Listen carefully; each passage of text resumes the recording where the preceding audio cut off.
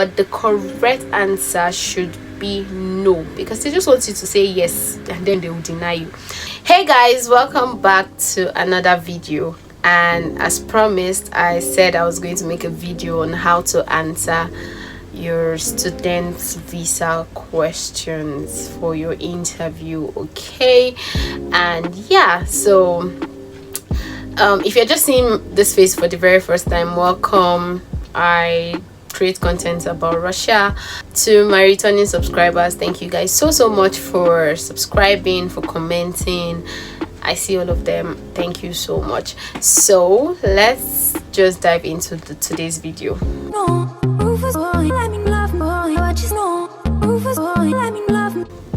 So now we're going to be talking about most likely questions that you would be asked during your interview for your student visa. Okay, so these questions are questions that I was asked, and questions that my friends were also asked, and questions that new students that just came in were asked. So basically these are just frequently asked questions. It's not a hard question at all. You just have to answer with confidence and let them know that you know what you're saying, or you know where you are going to. So first off, you really want to dress smart. Okay, the way you dress is the way you will address. Let your dressing make a good impression, okay, before you start talking. So you dress smart and then you speak with confidence. Okay, so now let's dive into the questions. So the first question they would ask is, tell us a little about Russia. You see, this question is very important because they want to know that you know where you are going to, you know what country you're going to, you know a little about the country you're going to. So then they'll ask, tell us a little about Russia, and then you could just tell them where Russia is located, and then you could tell them the color of the Russian flag and who the president of Russia is. Okay, so it's that simple. So the next question is, tell us the name of your school. So now you need to tell them the name of your school. For instance, the name of my school is Stavropol State Medical University.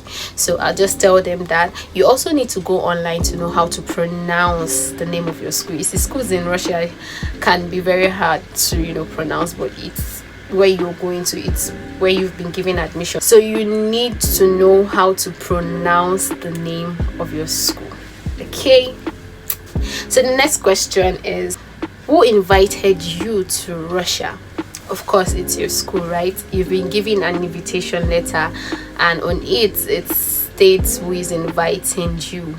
Okay, so you basically have to mention your school name. You're not gonna mention another person's name. It's your school name, the name on your invitation letter.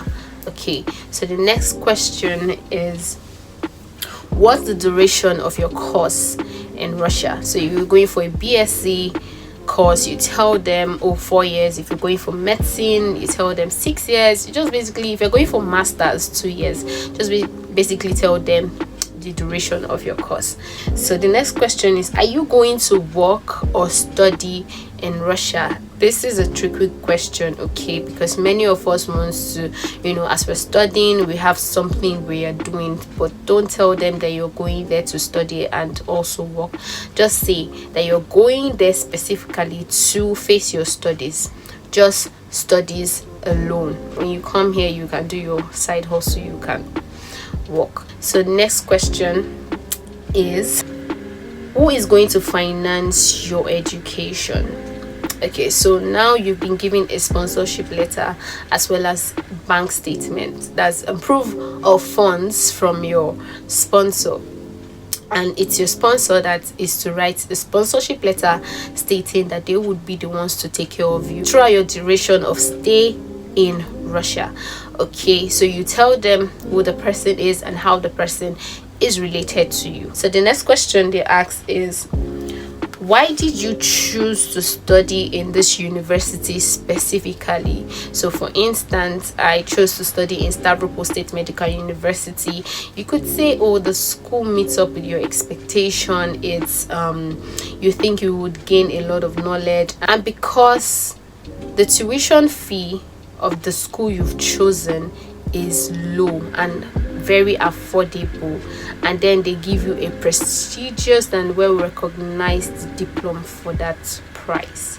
You get, just say something that would blow their mind, and then they'll be like, okay, this one knows what he or she is saying. The next question is, are you going to stay in Russia after your duration of course, after your studies?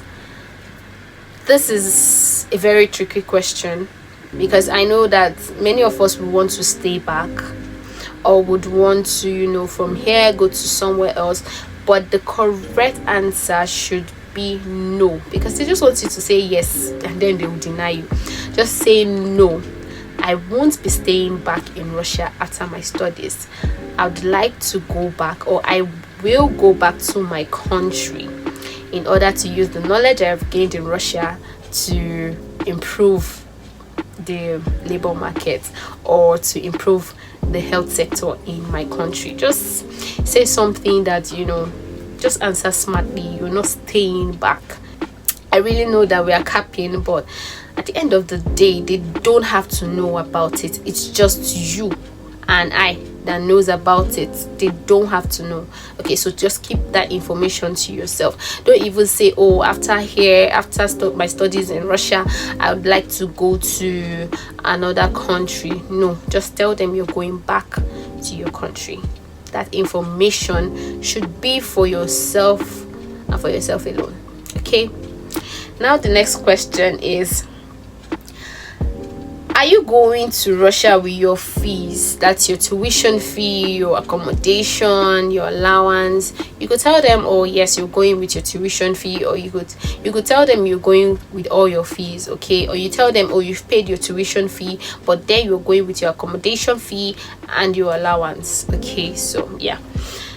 Then the next question they'll ask is, are you going to Russia with your original documents? You tell them yes, because you do not know when it will be needed, but just in case, you just have them with you.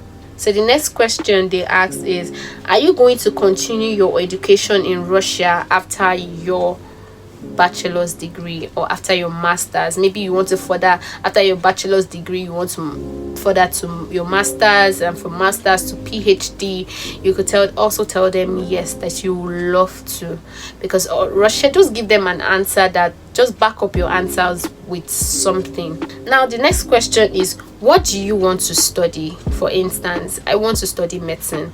I tell them, oh, because I love medicine, I think blah blah blah. Just always back up your answers. Okay, don't just answer straightly like that. Don't just give one answers.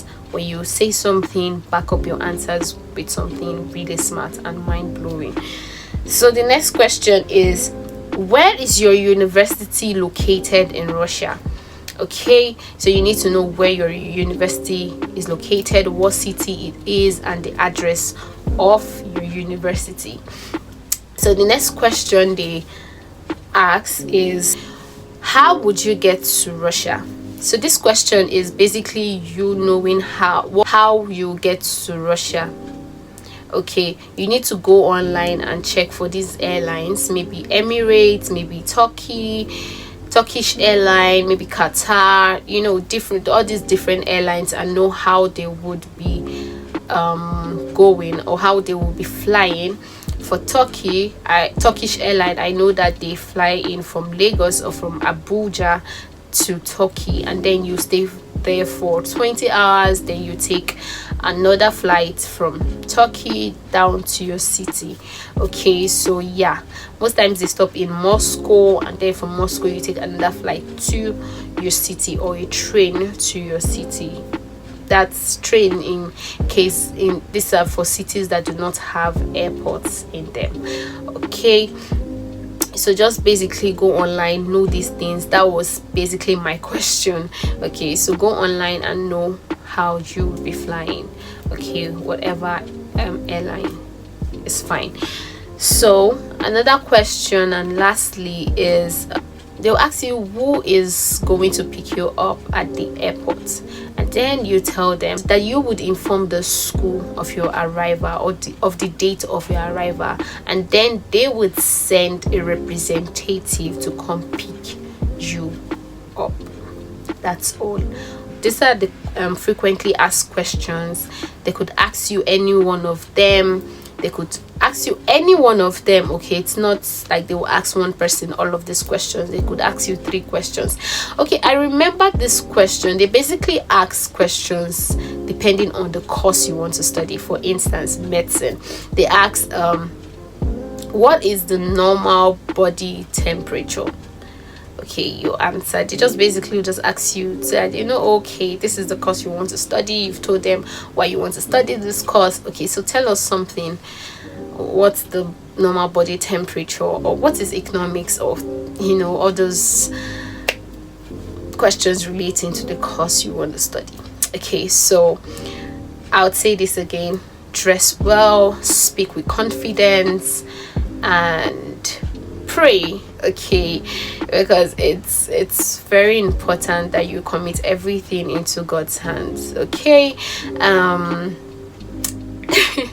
Okay, I remember when I was doing my own visa, the whole visa processing, and when I went to submit, I was waiting to get my visa. I would basically sit outside of the embassy to just basically just saying, you, this embassy, you will give me my visa. I'm not saying you should do that, but I was just very dramatic. But yeah, that's just it. I got my visa.